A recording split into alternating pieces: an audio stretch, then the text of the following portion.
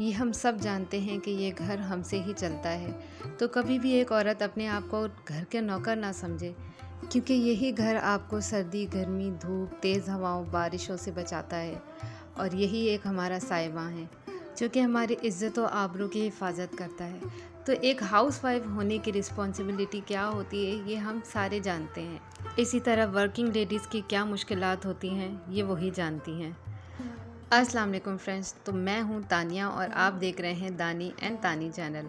तो जैसा कि मैंने आज अपना टाइटल रखा है हाउसवाइफ की रिस्पॉन्सिबिलिटीज़, तो हाउसवाइफ की ज़ाहिर ये रिस्पॉन्सिबिलिटीज़ होती हैं जो कि सब जानते हैं कि हमने घर के काम काज के साथ खाना पकाना, बच्चों को देखना, ये सब कुछ करना होता है और ये डेली रूटीन में है हमारे।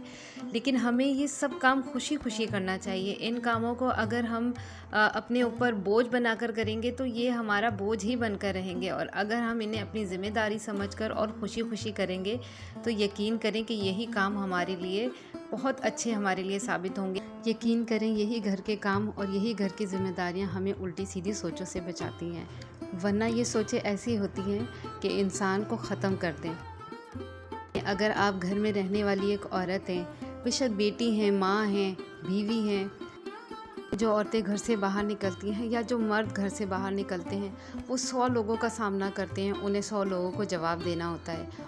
और हमें, जो हम हाउस वाइफ हैं, हमें अपने घर के अंदर 4 दीवारी के अंदर रहते हुए ही इन सब जिम्मेदारियों को संभालना होता है। तो हम क्यों ना इन जिम्मेदारियों को खुशी खुशी संभाल लें, ताकि हमारा दिन भी अच्छा गुजरे और जब शाम को शौहर थका हारा घर आए तो हम उसको भी खुश कर सकें।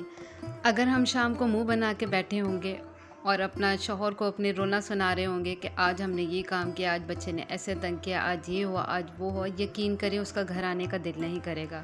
इंसान को खुद अपने आप को संभालना होता है, अपने आप को समझना होता है और अगले की मजबूरी भी समझनी चाहिए।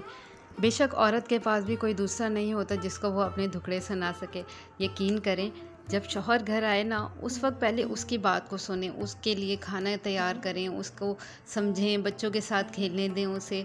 उसके बाद जब थोड़ा सुकून हो जाए और आप देखें कि आपका शौहर का मूड ठीक है, तो उसके बाद आप उसको अपने दुखड़े सुनाएं और अपने घर का हाल बयान करें, तो वो भी आपकी बात सुकून से सुनेगा और समझेगा भी।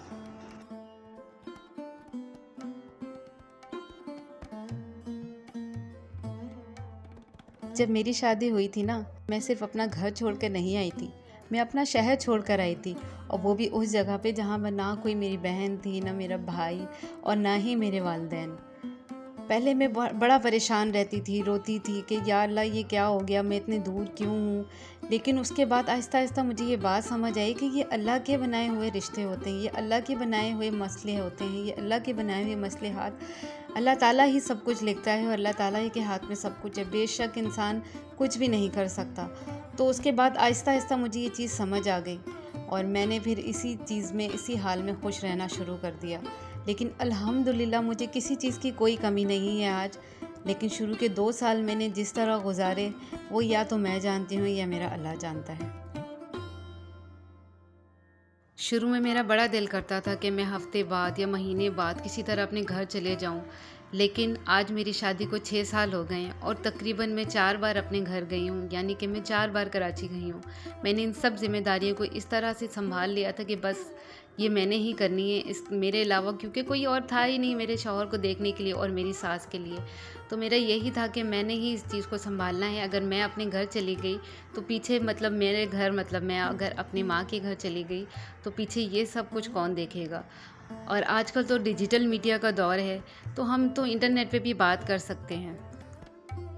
आज मेरे शौहर जो हैं वो मुझसे इस कदर मेरा ख़याल करते हैं कि हफ़्ते में 1 दिन जब उनकी छुट्टी होती है तो वो लाज़मी मुझे कहीं बाहर लेके जाते हैं। शुरू में भी उन्होंने इस चीज़ का एहसास किया कि हम कहीं और बाहर नहीं जा सकते थे, तो वो शाम को जब दूध लेने और घर का थोड़ा बहुत सामान लेने जाते थे तो वो मुझे साथ लेके जाते थे। जब मेरे बच्चे नहीं थे ना, तो वो मुझे इस तरह से वो मुझे बहलाते थे, क्योंकि उनको पता था कि ये अपने घर जाने की ज़िद नहीं करती। मैं और औरतों की तरह लड़ती नहीं थी कि नहीं मुझे घर जाना है, मुझे घर जाना है। मैं ये सब कुछ नहीं करती जाती थी। तो इसी तरह से माशाल्लाह अल्लाह ताला ने हमें एक बेटी दी और उसके बाद एक बेटा दिया, और अल्हम्दुलिल्लाह मैं बहुत खुश हूँ। इंसान को शुरू में थोड़ा बहुत कॉम्प्रोमाइज़ करना पड़ता है और उसके बाद हालात कैसे बदलते हैं ना, ये आपकी सोच है। ये सब कुछ करके देखिएगा और उसके बाद मुझसे शेयर कीजिएगा कि आपके हालात बदले या नहीं बदले। यकीन करें, शौहर भी बदल जाता है और उसके बाद उसको आपके अलावा और कोई भी नज़र नहीं आता। तो ये था आज का मेरा मोटिवेशनल छोटा सा ब्लॉग। ये देखें, रात को मेरे शौहर आ गए और उसके बाद लाज़मी वो बच्चों के लिए कुछ ना कुछ इस तरह की चीज़ लेकर आते हैं कि उनके बच्चे उनसे खुश हो जाएं। और बच्चे जब पापा आते हैं तो उनके चेहरे पे एक अलग ही रौनक होती है।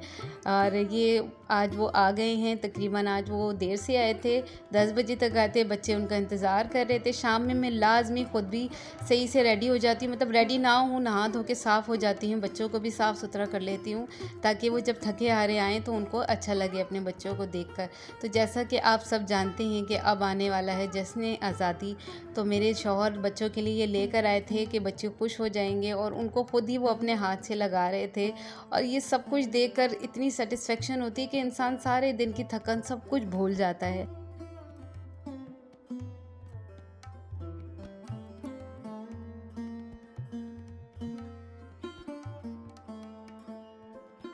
यकीन करें कि शादी के शुरू में आप अपनी ज़िम्मेदारियों को अच्छे से निभा लेना तो उसके बाद शौहर आपका होता है। मैं मिलती हूँ आपसे नेक्स्ट व्लॉग में। अल्लाह हाफ़िज़।